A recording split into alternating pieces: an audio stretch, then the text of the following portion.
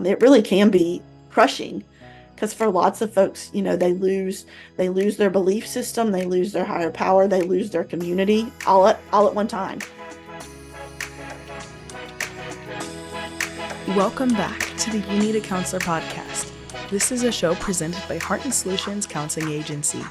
We release new episodes every Sunday at 5 p.m. Central and encourage you to batch up that laundry, put away the dishes, plan for the week ahead, or do any other task that might seem daunting while you give our show a listen. You might just be encouraged to call your therapist, connect with this week's guest, or seek out those services you've been considering for a while but haven't made the commitment to yet. If you are in the state of Iowa and are in need of mental or behavioral health counseling, give us a call at 1-800-531-4236. Enjoy the show. Hello, and welcome back to the You Need a Counselor podcast. My name is Dr. Julie Johnson. I'm the president and founder here at Heart and Solutions Mental Health and Behavioral Health Counseling in Iowa. And I'm Chrissa Hunt. I am our Vice President in charge of the Behavioral Health Department. And this is our podcast, You Need a Counselor. So we are designed for people curious about counseling, but have barriers keeping them from experiencing the benefits of counseling. Our mission is to share stories about counseling, good, bad, and indifferent, and spread the message that everyone can benefit from mental health and behavioral health counseling services. Our guest today joins us from North Carolina. We have Michelle F. Moseley here with us today. She is a licensed clinical mental health counselor in the state of North Carolina. She specializes in working with survivors of religious trauma, spiritual abuse, also people who are transitioning out of high control religious situations and transitioning out of that. So general life transitions as well, anxiety, grief, body image concerns, so many different pieces that Michelle works in her. She also provides continuing education for counselors and other mental health professionals as well, and provides workshops for faith leaders. So welcome, Michelle. Thank you so much for being here. Thank y'all for having me. Wonderful. So tell us a little bit about your work with survivors of religious trauma and spiritual abuse. We have not talked about this very much. Maybe in the first year, I think we had an episode about it, but it's a very interesting topic. We'd love to hear more from you. Yeah. It is kind of a niche that I say found me. I have my own lived experience with religious trauma, with spiritual abuse. Counseling is actually a second career for me. I previously worked in full-time ministry. And when I entered into counseling, I did not plan to focus my work with folks that were either questioning beliefs or coming out of high control religious situations. But I found myself attracting clients that was the case. I would have clients come in that came in for something totally separate, but it came up in our discussions that part of the picture was high control religious background or teachings that they had received. And, they really felt comfortable because, in essence, I can speak the language. I understood what they were talking about. I believed them when they shared their experiences.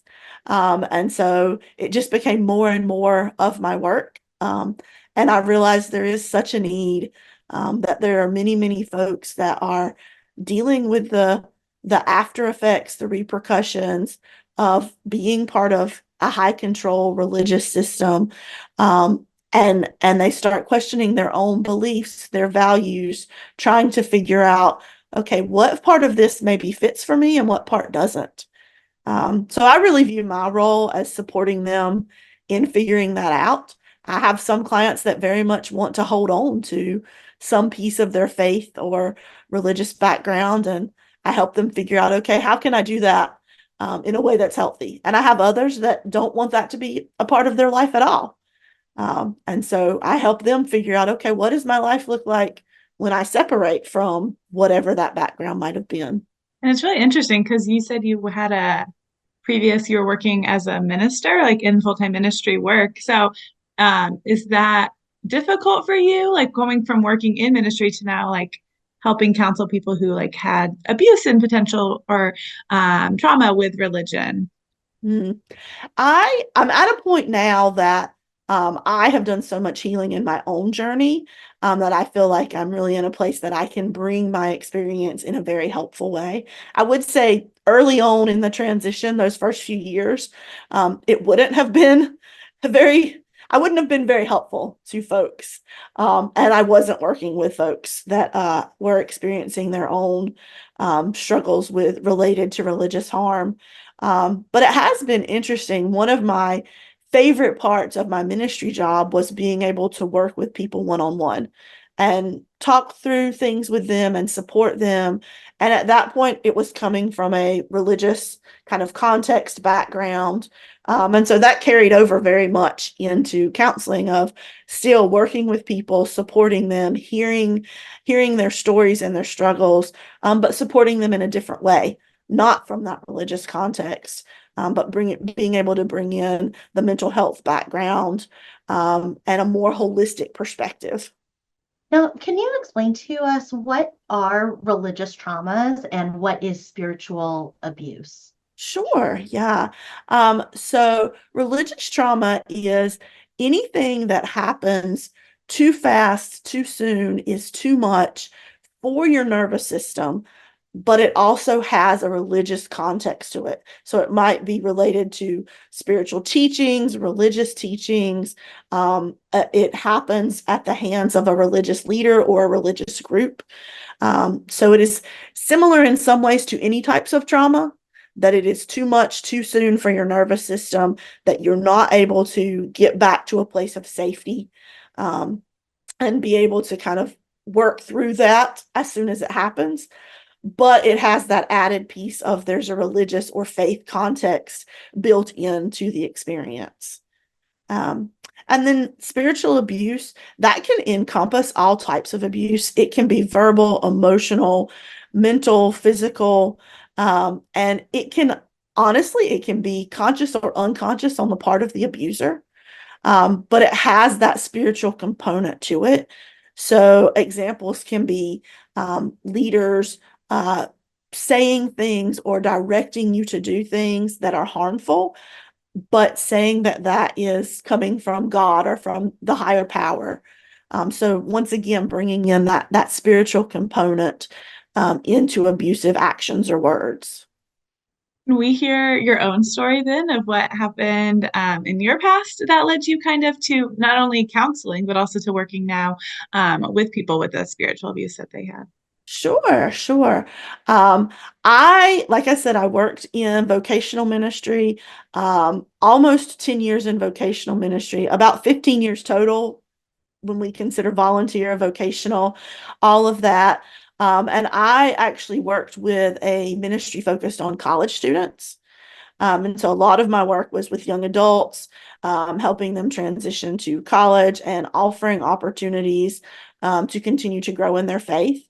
Um, it was definitely a high control environment. Um, and so my experience was at the hands of leadership. A lot of it was gender based, of what was expected or allowed for women in roles. And so it devolved into having a lot of meetings with leaders because I wasn't acting in the way that they felt a woman should act. I got married much later in life, and so particularly within high control religious structures, a lot of times marriage is very young, 18, 19. I was almost 40 when I got married. So very, very outside the norm in these groups. And so I was a single woman. I really had a desire to teach. And those things were not really accepted. It was kind of like, because you're sinful, I mean, because you're single, you must be sinful. There's some reason that you're not falling in line with this path. And so there were lots of meetings with leaders, lots of being told, something in your life must not be aligned with God. You must not be praying enough, reading the Bible enough, because otherwise you wouldn't be single. You wouldn't be in this position. Um, and there was no room for me to be able to teach or lead in any way. Um, and so it was really 3 years of having a lot of these meetings where I was being told these things over and over, that it was spiritually abusive because that spiritual impact was brought in to these words. And the way that it landed in my nervous system was trauma.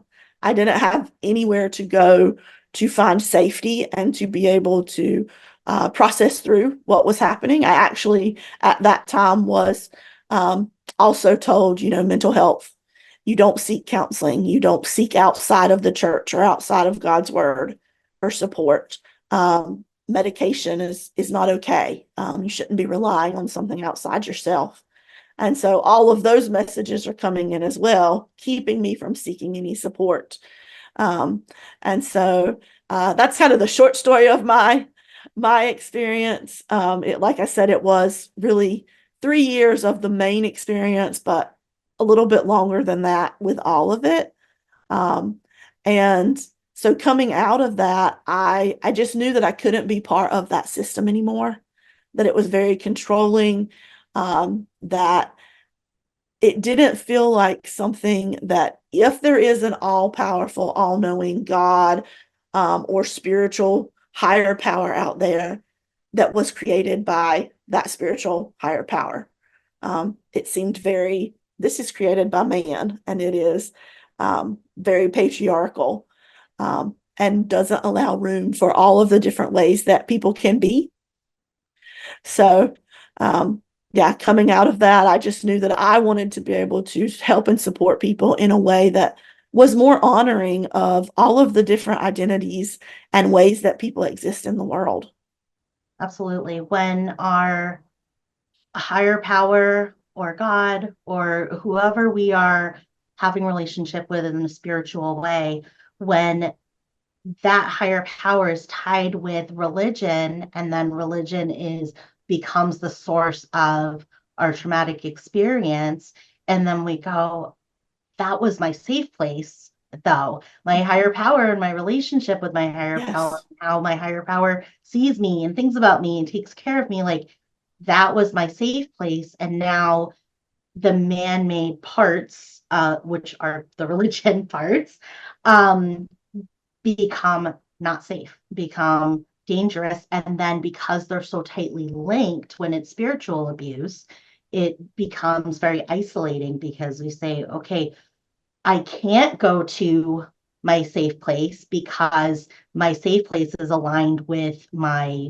the people who are doing these things to me. And so Mhm. it can be that where you call it spiritual abuse, absolutely, because it is so isolating, and it takes away that source of coping, that source of being able to be loved and have strength and have peace in our lives. So Yeah.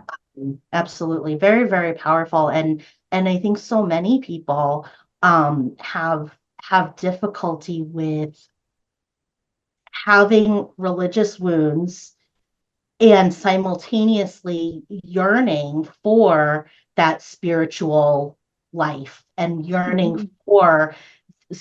for something, right? We're looking for something more. And but then when we think of our spiritual life, so often it's so entangled with religion and with other people and experiences with other people, that it can be so challenging to separate the two and to be able to say, okay, that situation that happened to me, that was not okay at all. Um, and at the same time, my relationship with my higher power or with God can be separate from that, because Yeah. what happened to me was a person making a choice, a person doing a thing, saying a thing, um, to me. That can be so hard to separate for people. Yeah, it really is. And especially when you start to recognize systems that are at play that allow the person to make the choice or to say the thing, and trying to figure out, okay, how do I navigate this if I still want a spiritual side to be part of my life, but I also am not supportive and not going to be involved in these particular systems. It really can be crushing because for lots of folks, they lose their belief system, they lose their higher power, they lose their community all at one time.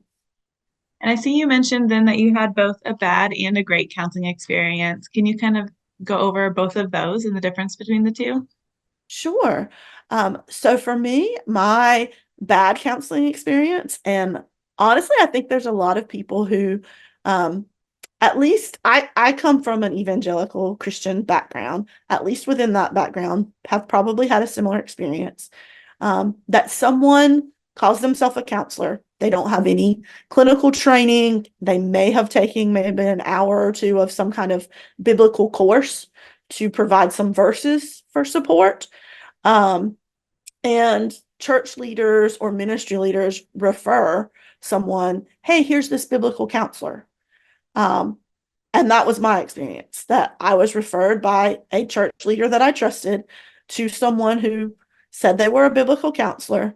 At the time, I didn't have knowledge of what the different trainings meant or the different letters behind someone's name. I didn't know to ask, like, have you actually completed a counseling program? Do you have training in mental health? Um, and it was a really horrible experience.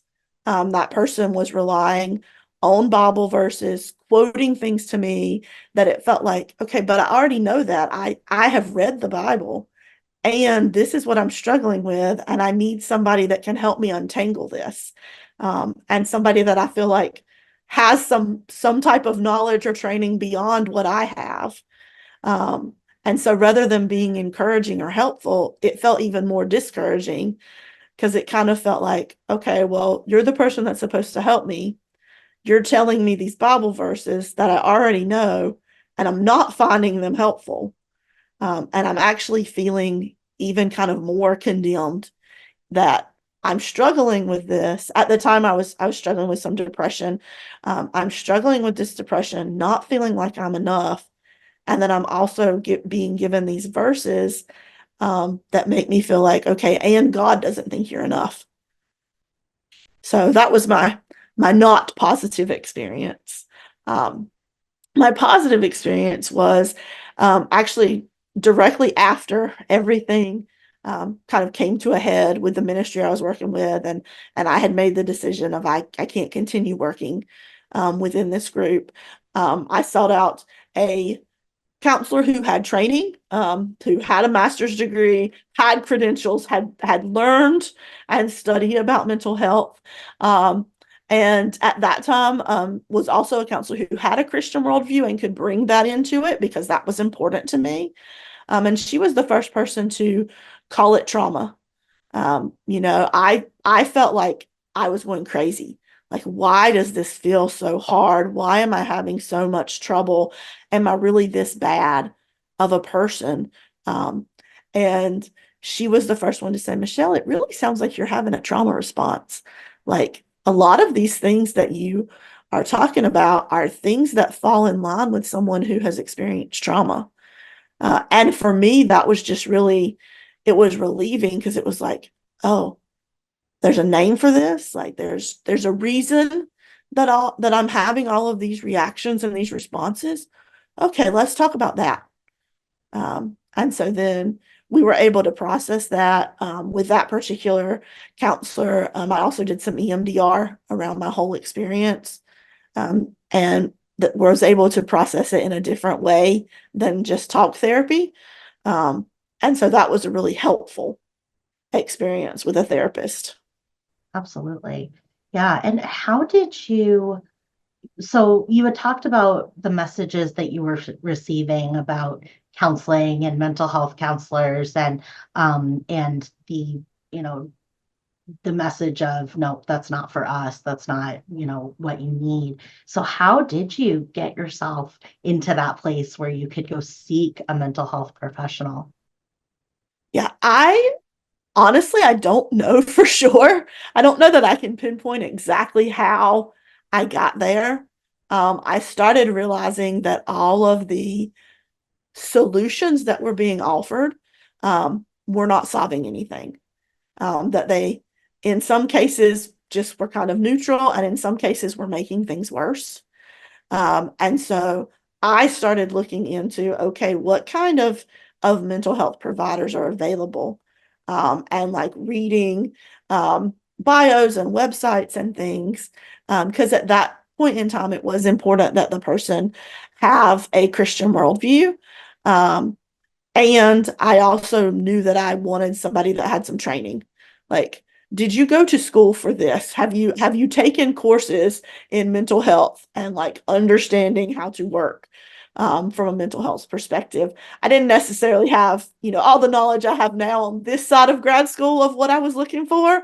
But I knew that I was looking to see, okay, you have completed a program and at least have a master's degree in something related to mental health. Um, and so just kind of some internet research led me to a point where I was like, okay, I'm going to reach out to this particular practice and see. I'm willing to go to an appointment and see what it is like. So um, it was a process, definitely. And now you offer like a mental health 101 workshop for faith leaders, it sounds like, to kind of maybe give them Mhm. that info they didn't have when you were working with those counselors. Can you kind of go over what you go over in that workshop? Yes. I find that there are definitely folks in the ministry field, whether that's pastors or leaders of like other organizations, who recognize mental health is important. And we are, by the very nature of working with people, we are working with people who have mental health concerns at various points in their lives. And we didn't get any training with this. So we need to understand even some basics, like what are some signs or symptoms that somebody that you're working with might be struggling with depression or might be struggling with anxiety, might need to talk to somebody that has more specific training than you as their pastor or their faith leader have in this area. And so in the workshop, I focus on talking about some of those signs that you might see as a leader, how that might show up among the folks you lead, how you can be aware of both your own mental health as a leader, because being a leader within a faith space or a religious tradition, a church can take its toll. So being aware of your own mental health, that mental health and spiritual health don't have to be separate, that there is an intersection there, um, and being aware of the mental health of those you lead. I also provide some options for creating a more trauma aware space. Just being aware that there likely are folks in your group of or your church that have experienced trauma of some sort. And so, what are some things that can be in place just to help make that space a little more sensitive for them and have options available for various needs. So those are some of the main things I talk about. I also talk about some resources that faith leaders can be aware of, and also make myself available as a resource. If you get into a situation where you're like, okay, I'm not sure how to handle this, like I am available to reach out and say, hey, this is what's going on. Okay, from a mental health perspective, this would be my thought of maybe some ideas of what could happen next. Absolutely. I love that you're taking your background and your 10 years in ministry and really utilizing that to kind of bridge the gap that there can be sometimes between mental health and spiritual health. Mhm. And there sometimes does feel like there's a dichotomy between the two, right? That you can do one or the other. And I love what you're saying about how no, you can do both. We all need to do both, whatever that looks like. And I also love that you brought up that you specifically wanted to work with a Christian counselor, with a counselor that had a Christian background, and had that understanding. And because I don't know. Sometimes I think people don't know that that even exists, right? That you can specifically say, no, I want somebody with this background because they're going to understand what I'm talking about when I Mm-hmm. talk about certain things. And so I love that you bring that up as well, because you knew that about yourself. You went into it knowing that that was going to be helpful to you.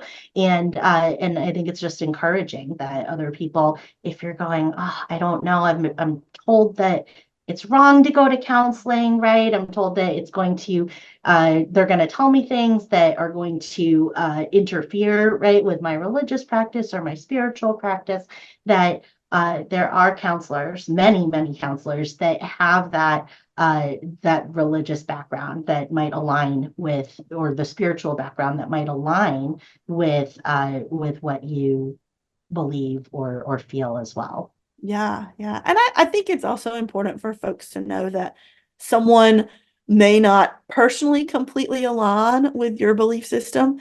And as a trained and quality counselor, they also may be able to provide counseling in a way that completely supports your belief system because they recognize, okay, this is a support for you. I don't have to believe it for myself to recognize that it is a support and it is a positive in your life. So you also work with people struggling with body image concerns, anxiety, grief, and life transitions. Can you give some examples of those life transitions that people might come to counseling for? Sure.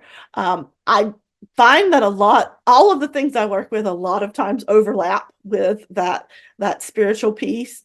But some of the transitions naturally kind of flowing out of that can be folks that are figuring out, okay, I was very involved with my church. That's where I spent all my time. That's where my community was. How do I find community now? How do I find hobbies or activities now outside of that?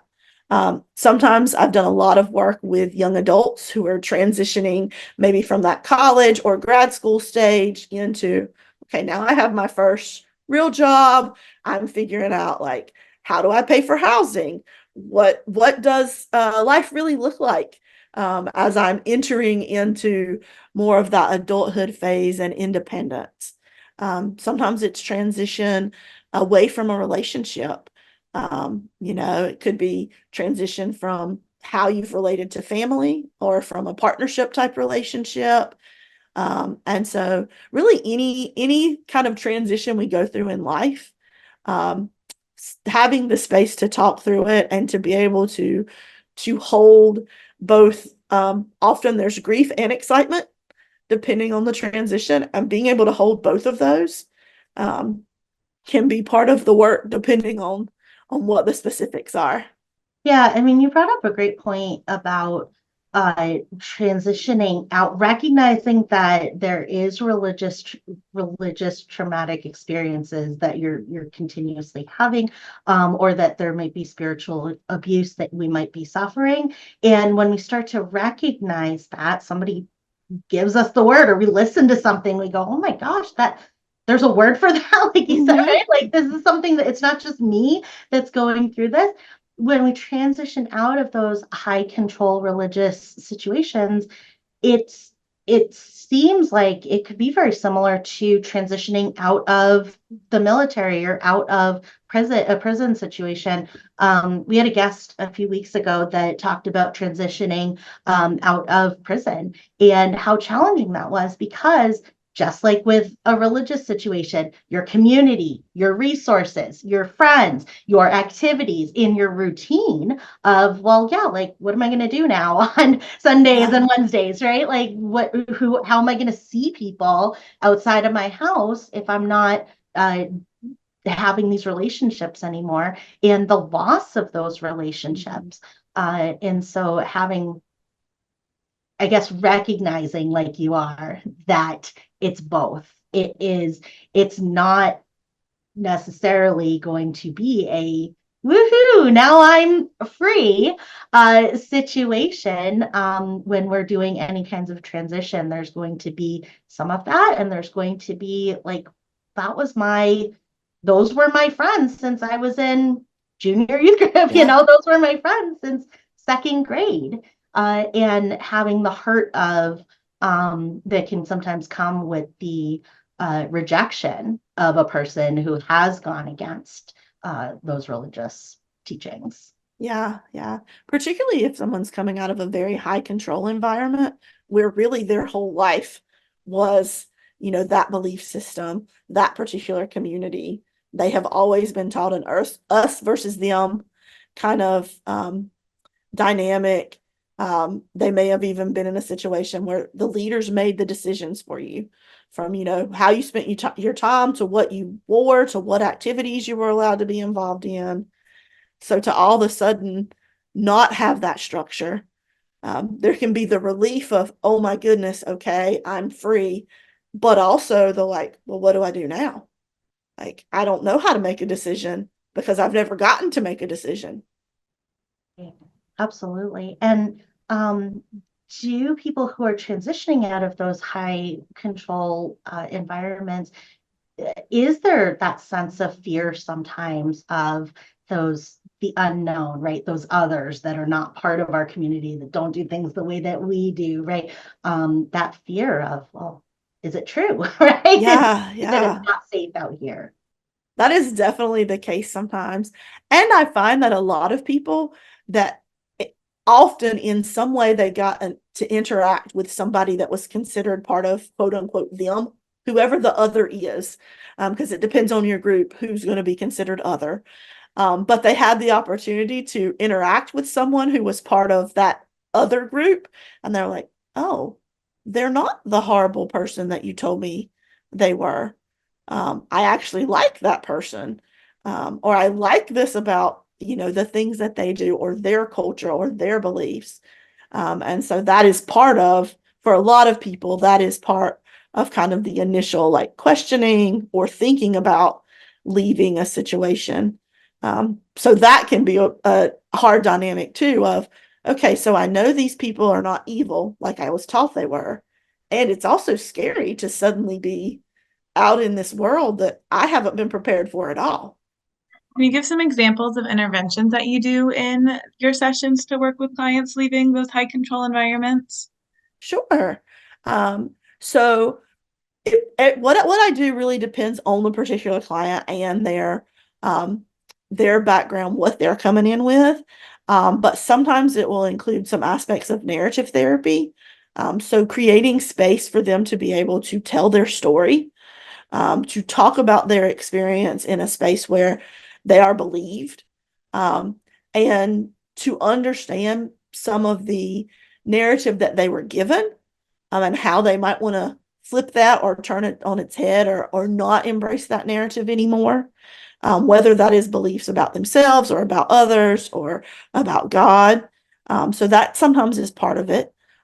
For some folks, part of it is working on building some skills around recognizing their emotions and being able to regulate them, being able to interact with other people in an effective way. Because depending on the environment you came out of, those may be skills you never got. You may have been in an environment where emotions were not recognized, you weren't allowed to express them, that people interacted with each other in very harmful and unhealthy ways. And so you're needing to learn, okay, what does it look like to have my own boundaries about things and communicate those effectively, to other people. Um, and with some folks, we do more somatic work. So, like working on focusing on the body, and like, where do you feel things in your body, and how can you connect with your body? This is where there can sometimes be some overlap between my body image work and my religious trauma work. Because I often work with folks that are coming out of a high control religion, and part of that was lots of messages about how you're supposed to control your body. Um, how you're supposed to dress, what is allowable behavior, especially a lot of messaging around sex and sexuality, a lot of heteronormative, sex is between a man and a woman who are married, kind of thing. And so there's lots of disconnection. I have had multiple clients describe themselves as though they feel like they're a head that's walking around disconnected from their body. So sometimes our work is, okay, well, let's reconnect with your body. And that might be a very slow process. because that can feel real scary. If I've been told my body is dangerous and sinful and a temptation, then the idea of reconnecting my brain and my body is scary. So that can be part of the work. And then I'm also level 1 trained in both EMDR and brain spotting. And so those are interventions that help bring together the brain and the body and process things in a different way. So for some folks, that is part of our work together. Yeah, that makes a lot of sense in terms of, learning, experimenting with and learning how to listen to our bodies. If we're in any kind of high control situation, religious or not, um, it becomes a necessity to turn that off. Mm-hmm. So if we are a young child and we're growing up in a high control environment and we go, I'm hungry, and we're told, no, you're not, you just ate, right? Then we go, oh, what's wrong with me that no, I'm not hungry. I'm just not. I feel that that's nothing. I'm not hungry. Right? Or I feel angry about what was said to me. No, you don't. What was said to you was right. You are wrong for being angry.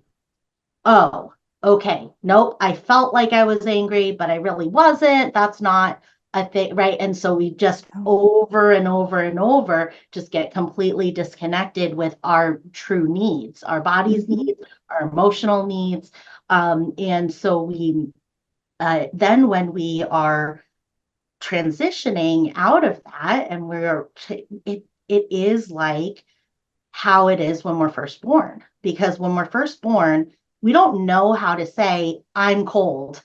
We don't know how to say, I'm wet or I'm hungry or I'm tired. We just scream and yell until somebody meets that need. And so it makes total sense that it would be very difficult to do that, because when we're not taught how to disagree with somebody, right? we're we're either going to just not ever do it, or when we first do it, it's going to come out as right? It's going to come out like how a Yes. baby expresses its needs, because we haven't learned yet. So that processing that you're doing of, okay, you're allowed to be hungry even if you just ate a sandwich. If you're still hungry, then yeah, you are still hungry. Mm-hmm. And so you're allowed to be hungry, and you're allowed to go eat another sandwich when you're hungry. And you're also allowed to not be hungry, even though it's 12 o'clock. You're allowed to be like, I'm not really feeling like food right now, and eat at 3 o'clock. Like that, it's okay to do that. But when we're in any kind of high control situation, we have to push that down in order to survive. And survive physically, sometimes it means Mm-hmm. when we're, a young child and we're dependent on this system or this family system, but also in order to survive emotionally, and be able to cope with the traumas that are happening to us every day. And so it makes a lot of sense what you're doing. I think it's so necessary, and something that, when someone's not in that situation, hasn't experienced it, it's very difficult to explain what that is. Because, if I grew up, or I spent a long time with people who told me that the moon was purple, and I looked at the moon and I saw it as white, but everybody says the moon is purple, I'm going to go, yeah, the moon is purple. Of course, the Mm-hmm. moon is purple. Even if I look at it and I go, what's wrong? Like maybe my eyes are wrong, right? Like that I see it at the moon as white silver, right? So I just love that work that you're doing. I think it's so important. And it really does make so much sense why the body image work really does tie in with those religious traumas that you're working with. And can you tell us about brain spotting and what that is and how you use that in your work? Sure. So sometimes people will refer to brain spotting as an offshoot of EMDR. There are some similarities. The idea is that some researchers noticed that folks often, when they're talking about traumatic experiences, rather than making direct eye contact, they will find a spot somewhere in their environment and they will look there. And so if we can intentionally cause that to happen, so cause that focus to happen in a session where you are supported by someone who is trained in brain spotting, who is there to make sure that you are able to stay grounded and not get into a scary place with your emotions, but to fully experience your emotions. Then we can help that happen and help that processing happen on maybe a quicker basis than it would naturally. And really, it's built on trusting the brain and the body to communicate that idea that our brain and our bodies have what they need. We just have to give them the space and the time to be able to communicate with each other and work all the way through an emotion or experience. Because often, even if we get to a point where we are allowing ourselves to feel emotions, they can start feeling real scary. And so our natural instinct is put those away, which sometimes we need to. Sometimes distraction is the appropriate skill that we need to use. I need to distract from this. I can't handle it right now. But to create the environment in a therapy session where I am here with you, you're not alone in this feeling of overwhelming emotion. We can work through this together. And you also have the freedom to say stop if it gets to be too much. That really creating that container of counseling to be able to do the brain spotting work can be really helpful. Absolutely. It's like being a very full balloon, and the difference between being on our own and fearful of that balloon popping if we let any air in or out versus a controlled, where it makes the noise at the top of the balloon, right? A controlled release with somebody who knows how to do that, knows how to teach us and show us how we can do that controlled release in a safe way where we're not going to pop, because if we start to feel the pressure, we're going to notice it and we're going to stop the release. And yeah, sometimes we need to just do a distraction and tie a rubber band around that balloon stem and then come back to it another day or another session.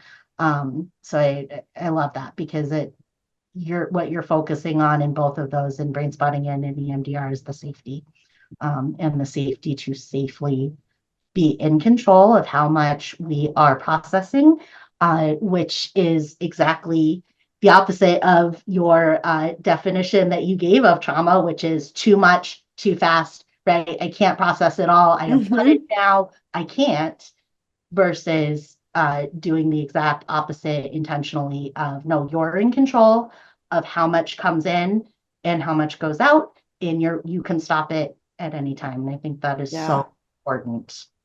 Yeah, I find that so important with my work with religious trauma survivors, of reiterating over and over. You can say stop. You can say no. Like, you know yourself better than anybody else.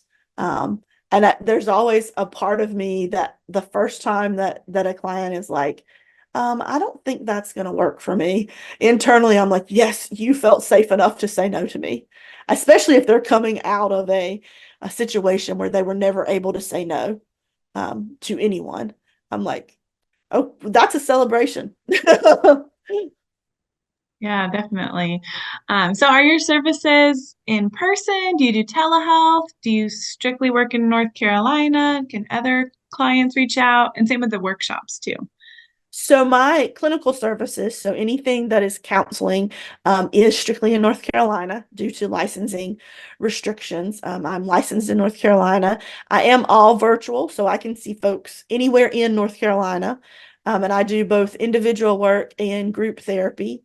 And all that information is on my website, which I think we'll be talking about later. But as far as the workshops for faith leaders, I have done those in person before. Sometimes groups have brought me in to do it for their their leadership of their particular church or organization. But I also can do those online virtually. And for something virtual, that is open to anywhere that a person would have internet access. So anybody that is interested in the training event that I have coming up, the Mental Health 101 for faith leaders that I have coming up, is virtual. So that is open to anyone that might be interested. Wonderful. And I imagine, is it only faith leaders, or if people are interested in learning the information that you're providing, would they be able to join that as well? I'm pretty open with who it is for. I intentionally use the word faith leaders because I don't want someone to feel like, oh, I'm not a pastor, so I can't come. In my view, if you are in any type of role within a faith space, that you come in contact with people, then you are a faith leader of some sort. Like you might be the person that, comes through and arranges all the seating, but you're coming Yes. into contact with people. You are a leader of some sort in a faith-based space. I love that. Wonderful. I love that. Uh, and what would you, if somebody maybe has listened to your story now and can resonate with some pieces of it, or goes, oh, I wonder if that's what I am experiencing, right? Am I experiencing spiritual abuse, or did I experience religious trauma? Is that affecting me now? What would you say to that person? What would you want that person to know if they're questioning that? Yeah, I would want them to know that there are resources out there. We're in a much different place now than we were when I was having my experience a little over a decade ago. So even a quick internet search of religious trauma or spiritual abuse is going to help you find some resources. Um, there is there are books that are coming out. I feel like every week there are books coming out that are different perspectives of folks coming out of high control religions that can be helpful, so seeking some of those out. There's a really good podcast that is called Bodies Behind the Bus. And on that particular podcast, almost every episode is someone sharing their experience. So that can be really a helpful thing to listen to. If you're like, I don't know if I'm ready to buy a book, or I don't know if I'm ready to invest money somewhere, but I could listen to a podcast and to hear some of the themes that come up, and be able to say like, yeah, that's part of my story too.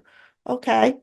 If a person is at a point where they're like, I think I want to talk to a counselor about this, but I want to talk to somebody that gets it, um, that if that counselor has a website that talks about religious trauma, very often if you do an internet search for religious trauma therapist near me, or religious trauma therapist in your state or city, you'll be able to find somebody. Also, Reclamation Collective has a therapist directory of therapists who work with deconstruction, religious trauma, all of those types of things. So that can be found at reclamationcollective.com. Awesome. Yeah, that's really good resources. I'm interested in the podcast even just to hear the stories. And then if you could give someone a suggestion who might be on the fence about starting counseling and calling a counselor, what suggestion might you give them? Kind of the two things that come to mind for me is lots of counselors have websites that have lots of information about them, about their specialties.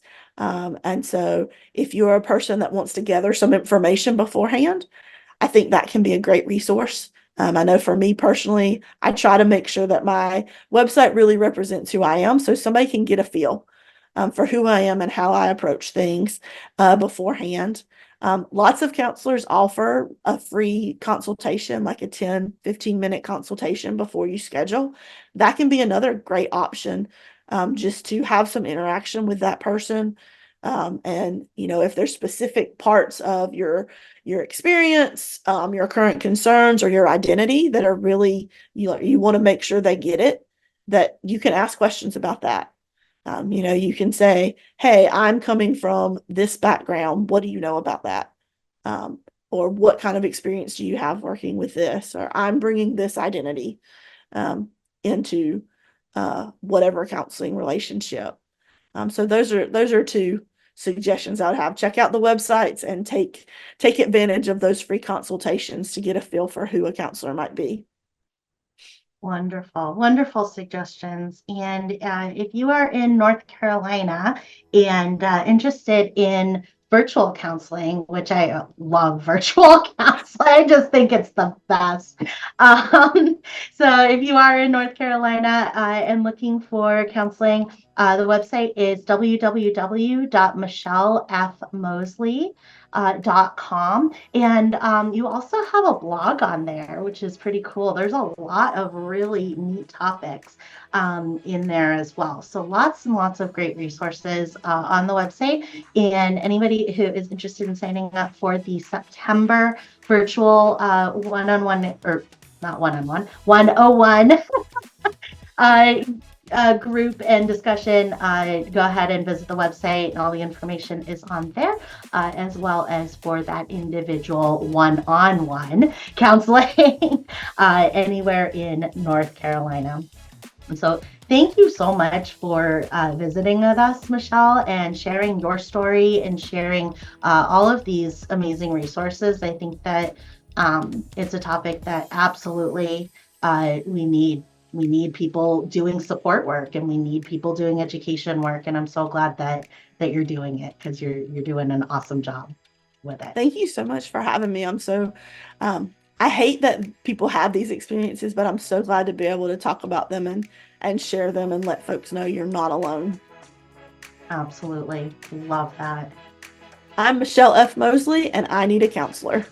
Awesome. And I'm Chrissa Hunt. And I'm Julie Johnson, and we need a counselor. And so do you. Hi. Thank you for listening to the You Need a Counselor podcast. We are so grateful that you're here. Now, we want to hear from you. Text us or give us a call at 515-650-3231. You can also find and connect with You Need a Counselor on Facebook and Instagram. If you've enjoyed today's show, please take a moment to like, review, or leave a comment, as all of these things help others to find and benefit from the podcast as well. If you're in the state of Iowa and interested in mental health counseling or behavioral health intervention services, give us a call at 800-531-4236.